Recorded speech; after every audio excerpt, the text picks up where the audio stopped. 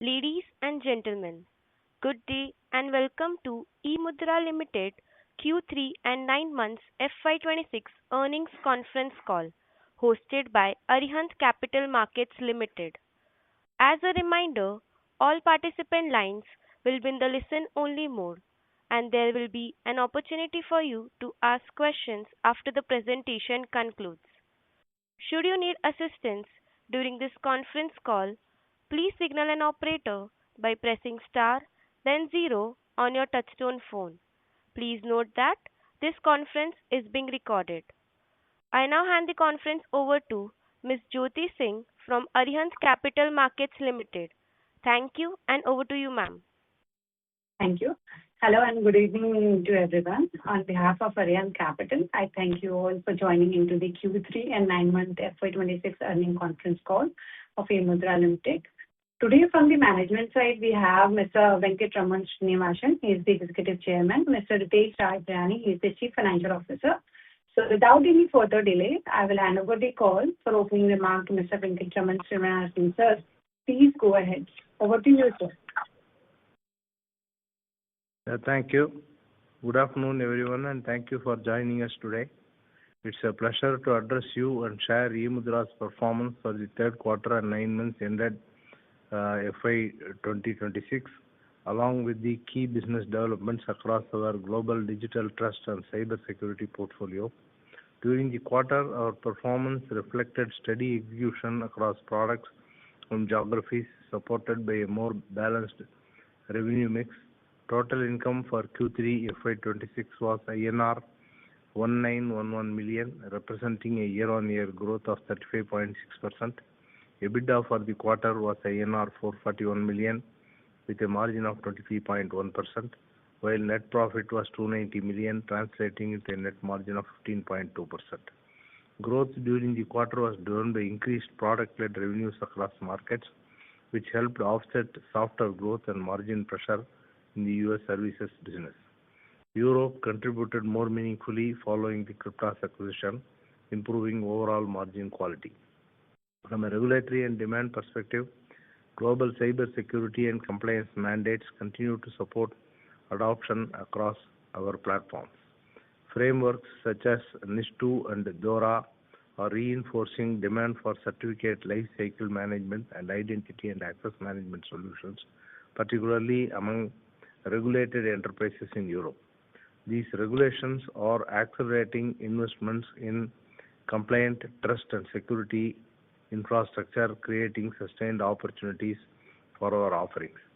In e-signature and paperless workflows, our focused positioning in the banking and financial services segment is delivering consistent results across India, Middle East, and Asia Pacific.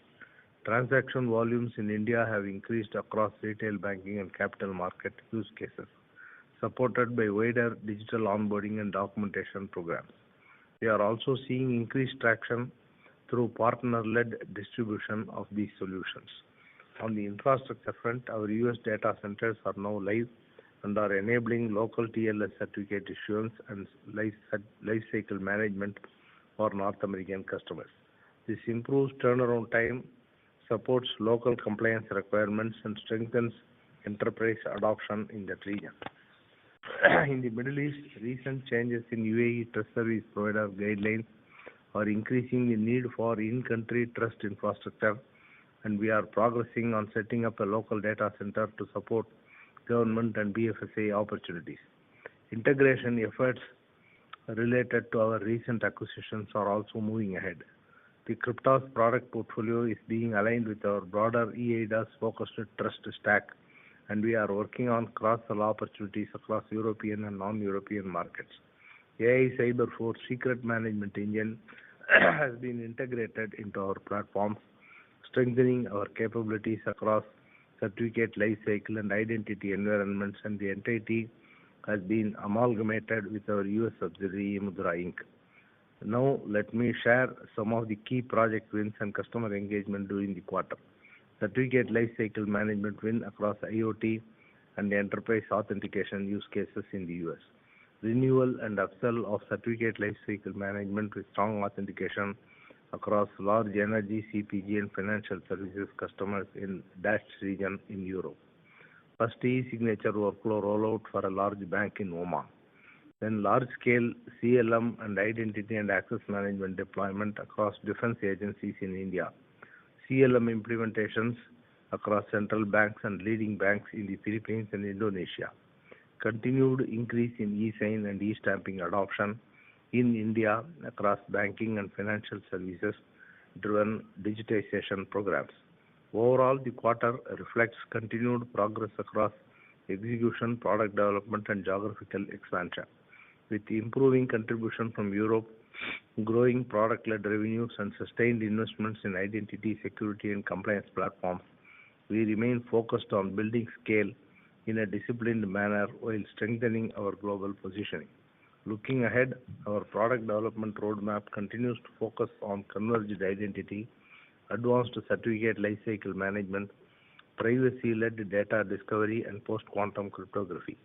Early deployment of post-quantum and privacy discovery capabilities are underway with regulated enterprises where these solutions are being tested in live environments for compliance and risk management use cases. With that, I would now like to invite Mr. Ritesh Raj Pariyani, our CFO, to take you through the financial performance in greater detail. Thank you. Thank you, Chairman. Good afternoon, everyone. I am pleased to share the highlights of our Q3 and 9-month financial year 2026 financial performance. Our total income for quarter 3 financial year 2026 was INR 1,911 million, making a 35.6% year-over-year growth. Gross profit for the quarter grew 42.6% year-over-year to INR 1,019 million, with a margin of 53.4%. EBITDA for the quarter was INR 441 million, registering a 38.2% year-over-year growth, with a margin of 23.1%. Profit after tax for the quarter was INR 290 million, reflecting a 29.5% year-over-year growth, with a margin of 15.2%. Now turning to the 9 months financial year 2026 performance, total income reached INR 5,166 million, representing a 36.5% year-over-year growth. The enterprise solution segment generated a revenue of INR 4,079 million, while the trust service revenue is 1,003 million. EBITDA was INR 1,255 million, registering a 31.8% year-over-year growth with a margin of 24.3%, while PAT was INR 805 million, growing 28% year-over-year with a margin of 15.6%. That concludes my remarks. Thank you, and we may now open the floor for the question and answer session. Thank you very much. We will now begin the question and answer session. Anyone who wishes to ask a question may please press star and 1 on their touchtone telephone. If you wish to remove yourself from the question queue, you may press star and 2. Participants are requested to use handsets while asking a question. Ladies and gentlemen, we will wait for a moment while the question queue assembles.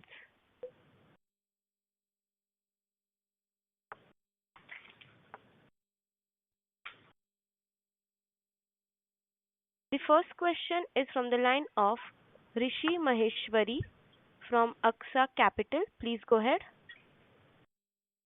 Hi. Congratulations to the management. Good set of numbers. I had 2 questions. Firstly, sir, to understand that US has, in your prepared remarks, it mentioned reduced growth and margins from the US. Now, well, in the last quarter call, you had indicated that you were chasing 7 big customers and signed 5, 6 major customers. 2, 3 of them would have come in this quarter itself. So, what had changed during the quarter? Along with, if you can also highlight the quarterly numbers that you have aggregated from Cryptas as well as AI Cyberforge. Yeah, US has not declined. US almost remained the same compared to last quarter. It is not declined. So that is one thing. Then the customers what we have signed, they continue, but over a period they will earn the revenue. Revenue will not come immediately because lot of use cases are some are on-premise use cases, some are usage-based use cases. So that way there is no reduction, and we are still working with a number of large customers. So 2-3 customers came. One of the customer we expected this quarter, Q3 quarter might shift to Q4 quarter.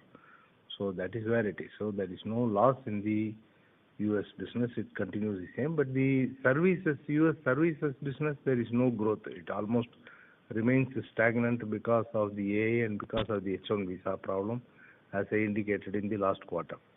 Then coming to the Cryptas revenue, the last quarter Cryptas revenue in Q2, that is ending September, Cryptas revenue was around 24 crore or something like that. Now it has become 34 crore in the Q3 revenue. So that is the revenue contribution from Cryptas. And we had also indicated there was a loss of 1.6 crore in Cryptas in Q2. Instead of it, it is now positive at 1 crore or 1.25 crore Cryptas PAT, which is included in the overall consolidated accounts. AI Cyberforge, we are not selling separately. That is integrated. Even earlier, the turnover was very less because of the product we acquired the company. So the company has been integrated and amalgamated with eMudhra Inc. So that product is also, that secret engine is also combined with our MCA solution and the CertiNext solution. So there is no separate tracking of the revenue of the AI Cyberforce. Okay. So, sir, if I have to remove Cryptas revenue from this quarter's total revenue, which is about 139 crores, I would see that organic growth, organic revenue posted in this quarter would be about 105 crores. So, which is not substantial growth over last year, Q3 FY20. Sorry, I'm reading the wrong numbers. About 188 crores you've posted in this year. If you have to remove 34 crores. 9 months to 9 months, we will compare both. We will do 9 month to 9 month comparison. With Cryptas, it is almost 36% growth. Without Cryptas, it is a 21% growth. Even if you compare 3 months to 3 months, with Cryptas, it is around 35% growth. Without Cryptas itself, it is 11 to 12% growth. I see, sir.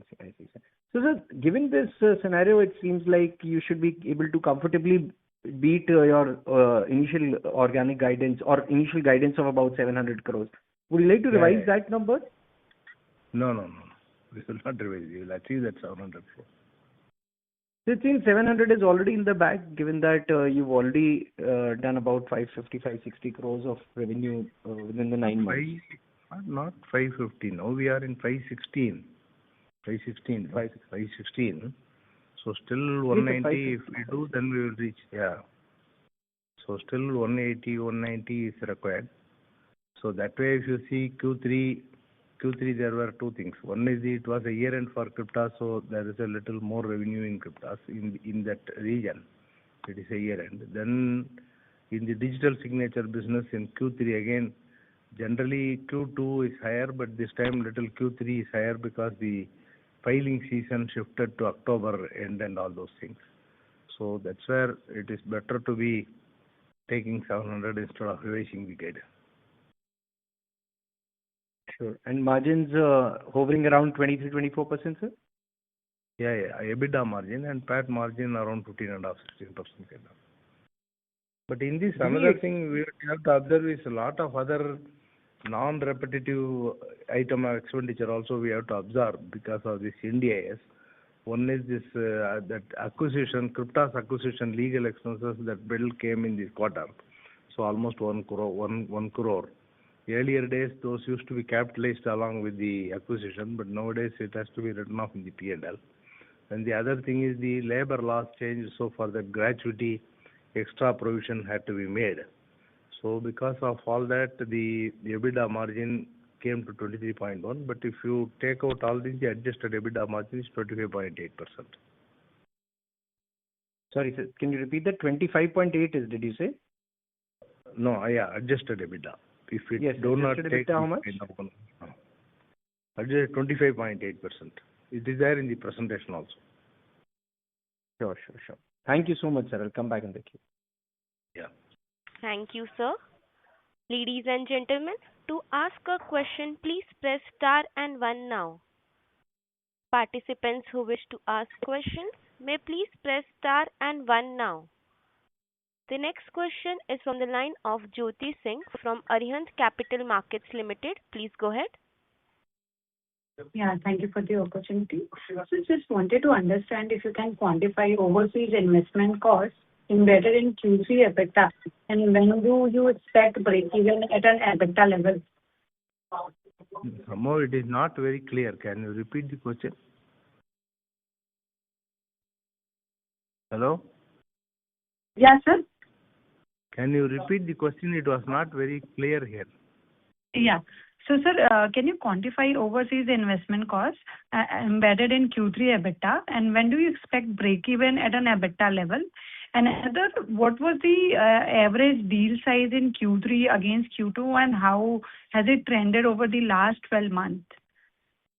When you say overseas investment in EBITDA, I don't understand the question, because the investments are all gone already in the capital acquisition, goodwill and all those. No, so in the EBITDA, the investment in overseas acquisition is not coming in the EBITDA. Only thing is the from Cryptas, that revenue of around, like what I said, 34 crore is coming, and the profit of about 1.4 or 1.5 crore is coming. So this is what is coming in the EBITDA and the profit and loss account. Okay, investment sir. has already gone in the last quarter. Okay, great, sir. And sir, any material forex impact on revenue or margin during the quarter? No, forex impact not much, because we maintain the foreign currency in the respective countries, and only in the translation it will come, and in the last quarter maybe from 90 to 91 or 92 it has gone, 89 to something, so it may not be very material. Nothing is regulated. Yeah. Okay. And sir, what was the average deal size in Q3 against Q2, and how has been the trend over the past few months? No, it depends on different product. One is the trust services. It's a retail kind of business where every DSC you are selling for 1,500 rupees. Then e-sign, every e-sign 5 rupees. Then if you take the M-signer deals, generally in India it is around 50 lakhs. Then in foreign country it will be $250,000 to $500,000. But MCA certain next kind of thing will be $600,000-$700,000. So each one, and the deal sizes remain the same. It is not reducing or increasing much. Average deal size. Okay. Thank you so much, sir. I will connect you. Yeah. Thank you, ma'am. The next question is from the line of Akshat Mehta from Seven Rivers Holding. Please go ahead. Hello, sir. Am I audible? Yes, sir. Yes. So my first question was, sir, in this quarter, sir, we've seen some impact on margins, right, because of slowdown or flat growth in US market. So when can we kind of see these numbers go back to something like a 25%, 26% margin, right? This impact, when can we see this finishing? No, already the EBITDA margin is 23.1 and adjusted EBITDA is 25.8. So that way good margin is there. And in the US market, if you see, the product business continues the same like last quarter and gives a very good margin. The service business where it is stagnant, which also last time I explained that it is due to the H1 visa and various other AI related issues and all this. The number of people growth in services is not as expected. But otherwise, the overall margin is already good, and we expect to continue with this level of margin.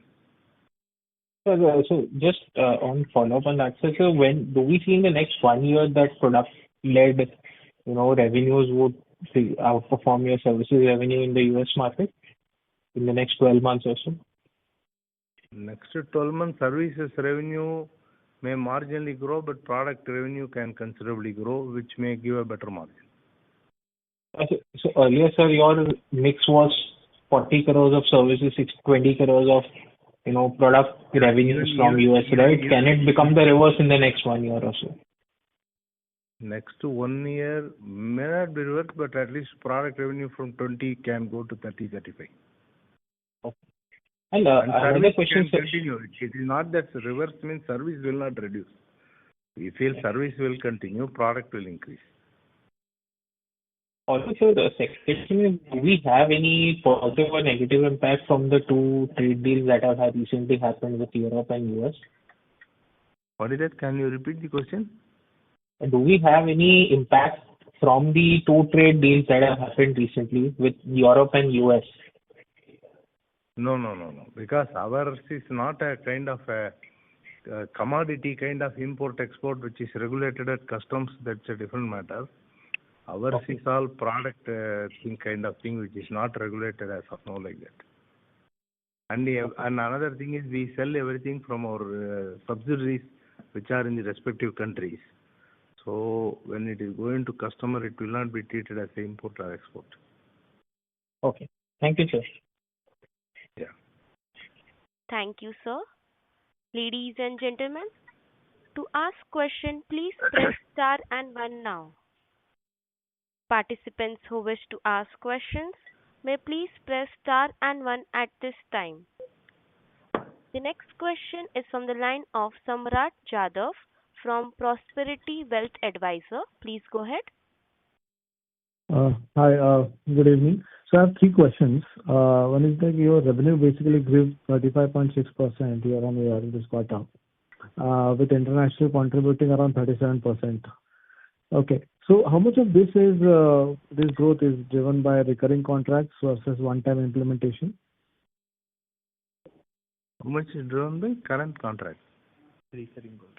Recurring contracts versus one-time implementation. Our revenue 65% is recurring revenue, and the others are one-time revenue of license delivery.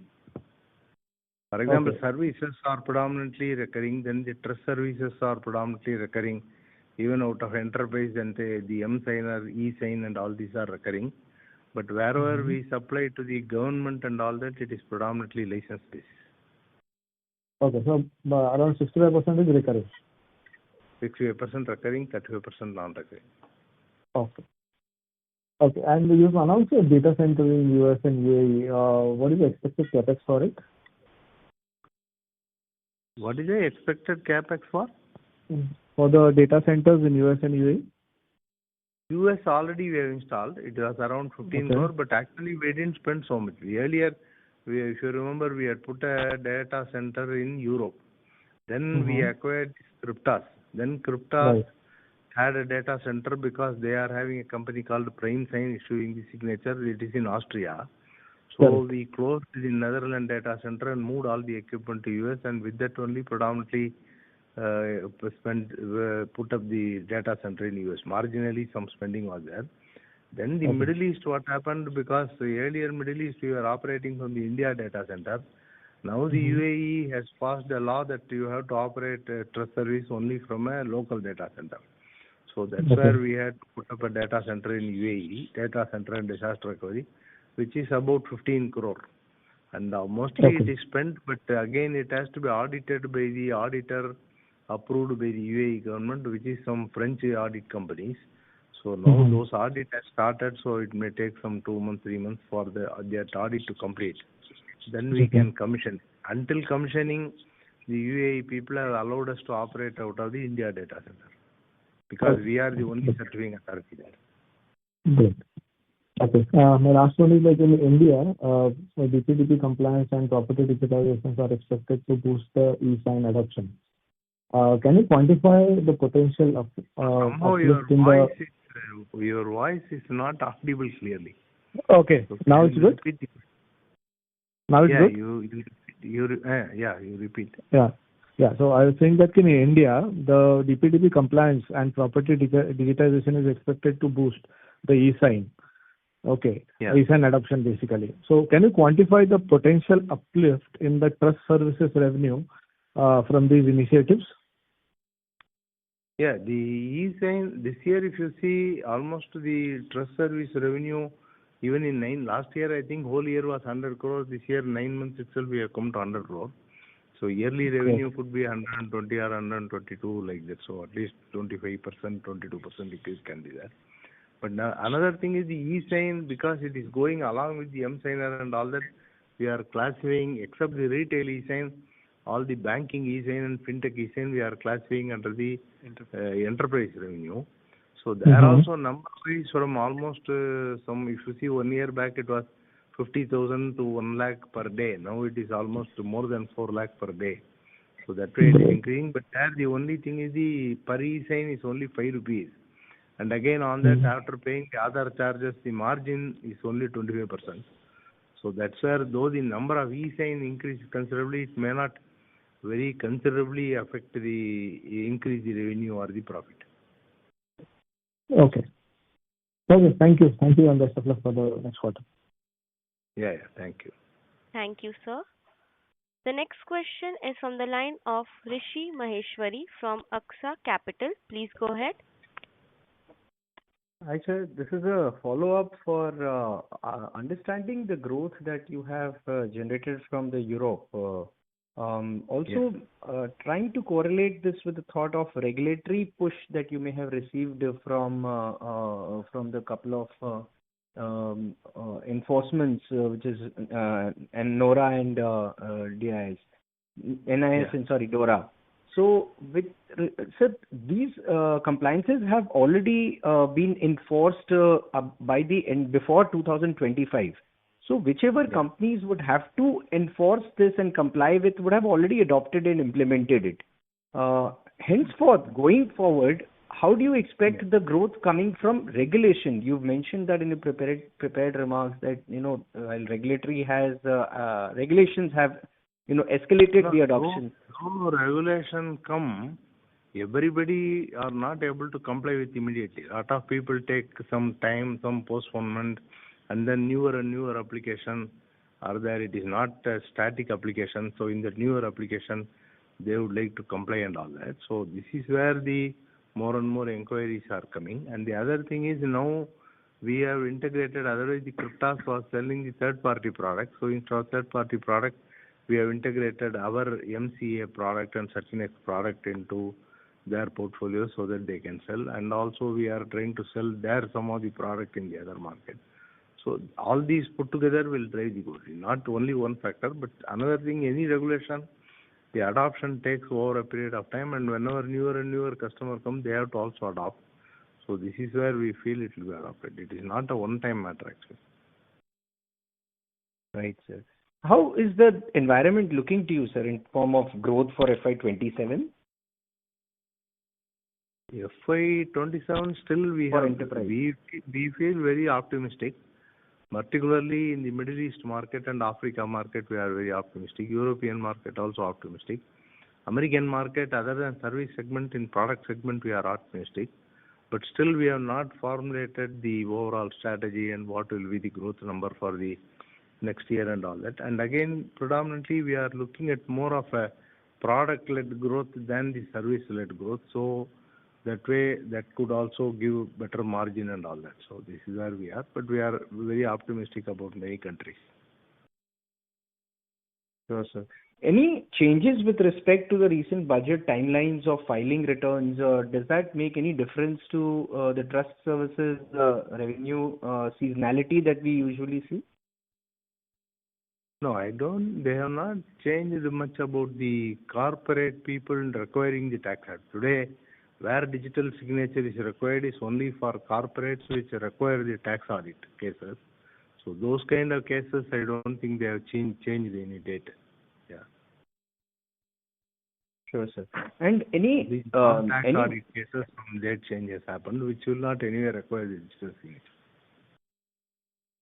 Got it. So we can expect the run rate on the trust services at about 34-35 crores continuing to go ahead also. This is more or less in terms of the cash flow that we also receive of similar nature of the EBIT that we recover. Yeah. At current run rate is. Right. Is there any other white spaces that you identified as a result of which post these two acquisitions you need to go and further undergo any more acquisitions in the near future? No, immediately we are not. Currently we are not evaluating any acquisition. So maybe we feel another 6 months to 9 months it may not be required, and after that, if necessary, we will see. Got it. And what would be the capex for this year that you have planned? This year, 25-26, we planned about 60 crore, 60 or 62 crore something. So on that, almost 75%, 72% incurred. Balance will be incurred. And this is excluding the data center, because the data center has come arising out of the Middle East UAE data center, sudden compulsion of change in regulation by them. This 60 crore is only by way of all the software and other things. That seems to be a little higher given the past. What would this be incurred on account of 65 crores? That is 2-3 areas. One is this PQC area. Another is this discovery, classification, consent management, data privacy, and then remote signing. So all these 5-6 areas. And generally, even US product companies they are incurring 20%. For us, it may be 10% only, 10-12%. So that way, even last year it was 45 crore or something. Right. And what could be the additional expense in case of data center for Middle East, sir? That is around 15 crore. So a possibility of about 75 to 80 crores of capex that we may foresee in this year. This year, 25-26. Right. 25-26 or 20? I'm so sorry, sir. You mean to say FY26 is what you're indicating of about 80 crores? FY27 we have not yet budgeted. Okay. All right. Okay. Fair enough, sir. Thank you very much. Yeah. Thank you, sir. All right. Thank you. The next question is from the line of Ashray Vasa from Nippon AIF. Please go ahead. Yeah, hi, sir. So just one question following up on the previous participant's question. Obviously, the budgeting is not yet done, but any color in terms of the order book pipeline, geography-wise, how is it looking? I know you all have mentioned Cryptas cross-sell deals, 1 or 2 are going to close over the next couple of quarters, but seems like US has slowed down, or was it just that it was a seasonally weak period? That's why. Only on the, as I said, only on the services side. Product side, still a lot of conversation going on. So that's why I feel it will improve. Yeah. Yeah. So any other colors for order book pipeline is also really good. So almost more than 400 crore order book is there as of now. A pipeline is there. And the order book is also quite good. Yeah. Understood, sir. Yeah.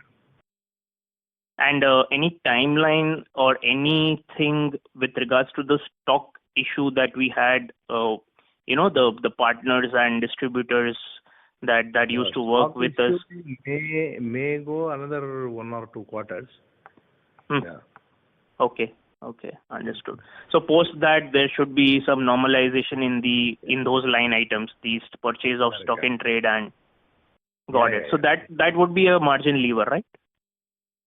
Because every quarter 3 crore is going on that. So that will improve. Okay, got it, sir. And just last thing on the timeline for FY27, like what are we waiting for? Is it just a timing thing, or we are waiting for closure of some deals, or just trying to understand where we are in the budgeting process? Budgeting generally we do in March only, because already in February, so we do in March middle. Understood. Perfect, sir. Thank you so much. We have the general strategy board meeting around March end. Understood. After that only Perfect. Thanks for answering. Yeah. Thank you, sir. Ladies and gentlemen, to ask a question, please press star and 1 now. Participants who wish to ask questions may please press star and 1 at this time. The next question is from the line of Siddharth Mishra from Creaegis. Please go ahead. Hello, sir. Thank you for taking my question. Sir, just on the order book number, you mentioned it's more than 200 crore. I'm assuming this is for product segments only? No. I was mentioning about the pipeline of more than 400 crore. By mistake, this 200 was understood. So pipeline is more than 400 crore. And any update on the product order book, maybe just indicative growth number if you can highlight? No, that's why for the year, as I said, we will do the 700 crore. No, for the next year, we have not yet estimated. But we feel so good this because order book data yeah. Based on the gut feel, we feel every geography it is quite good improvement is there. So next year, if you see this year, organic growth, if you see total 35-36% growth, 18%, 19% organic growth, and balance is acquisitive growth. So even if we do not do any acquisition next year, the organic growth itself could be 18-19%, but we feel entire organic growth could be only out of the product. So that can lead to a better margin growth. Got it, sir. This is very helpful. I was actually just checking on the order book data that we disclose at year end. So last year it was 1907 million, 191 crore. Any indication on how is that growing as of 9 months? If you can just highlight, even a rough number is fine, just a range. If you can provide. That is going in proportion to our growth numbers. Got it. Okay, understood, sir. That's helpful. And pipeline is more than 400 crore.